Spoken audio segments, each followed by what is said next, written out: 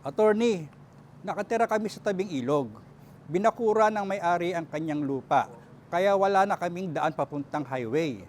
Pwede ba naming pilitin siyang magbigay ng right of way? Hindi agad at dito maraming nagkakamali. Sa batas, may tinatawag na easement of right of way. Pero hindi ito otomatikong ibinibigay dahil lang wala ka ng madaanan. May mga kondisyon. Isa sa pinakamahalaga, ang humihingi ng right of way ay dapat may legal na karapatan sa lupang kanyang ginagamit o pag-aari. Ngayon, kung ang tinitirhan mo ay river easement na hindi naman pwedeng gawing permanenteng tirahan, mahihirapan kang igiit na obligado ang kapitbahay mo isakripisyo ang kanyang pribadong lupa para bigyan ka ng daanan.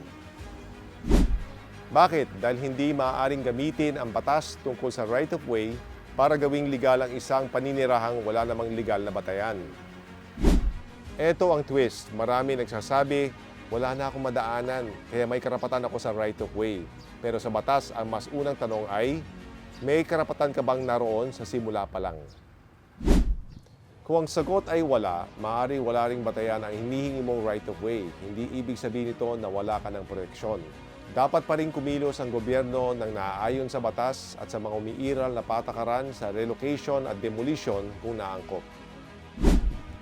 Pero pagdating sa kapitbahay mong may-ari ng pribadong lupa, hindi siya obligadong magbigay ng right of way dahil lang ang bahay mo ay walang legal na access. Sa madaling salita, hindi lahat ng walang daan ay may karapatan sa right of way. Minsan, ang tunay na problema ay hindi ang bakod ng kapitbahay, kundi ang lugar na pinagtayuan ng bahay. At bago maksyon, lagi mo na pag-isipan, ito si Attorney Tony Roman, handang magbigay ng free legal advice na wala lukan.